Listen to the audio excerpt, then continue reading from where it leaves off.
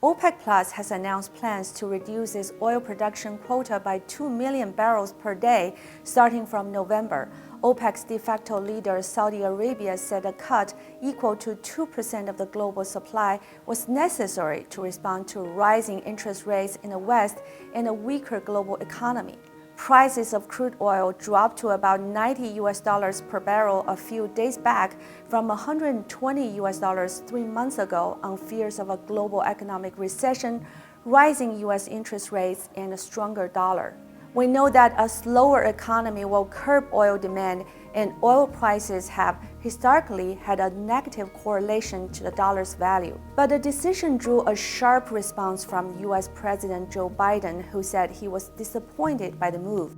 And the White House said all options were being considered to respond to the quote-unquote short-sighted decision.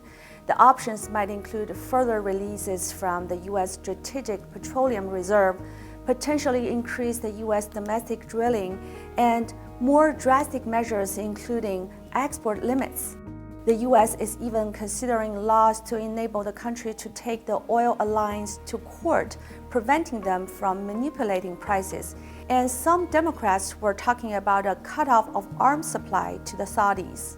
The Biden administration has been trying to persuade Gulf countries not to cut supply. The U.S. president himself visited Saudi Arabia to meet the Crown Prince Mohammed bin Salman in person in July, looking to the country to increase its oil exports. After all, hefty oil prices have been one major cause for the soaring inflation in the country. And whether the government is able to bring down inflation successfully or not is crucial for the Democrats to win the midterm election next month. But this time around, Saudi Arabia, having been a U.S. ally in the Middle East, along with other OPEC Plus countries, are against U.S. will to cut oil supply.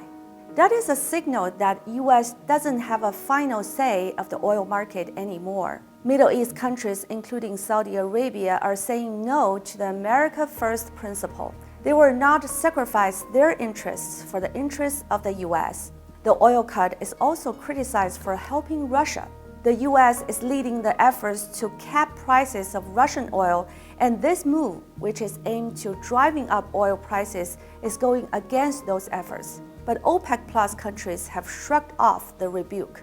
The reason probably is they don't want to be chess pieces of geopolitical tensions. Many countries are finding ways to decentralize the US dollar in the crude oil market because of problems stemming from the fluctuation of the currency due to fast-changing US monetary policies. For example, Saudi Arabia is considering the Chinese yuan as a currency for settlement for their oil transaction with China. EU and Japan have also worked out measures to avoid the dominance of the US dollar in their trade of commodities. The decentralization of the US dollar has been more obvious since the US sanctions on Russia, freezing its dollar assets in US banks. For the US, the America First principle might not be the way out for all the problems.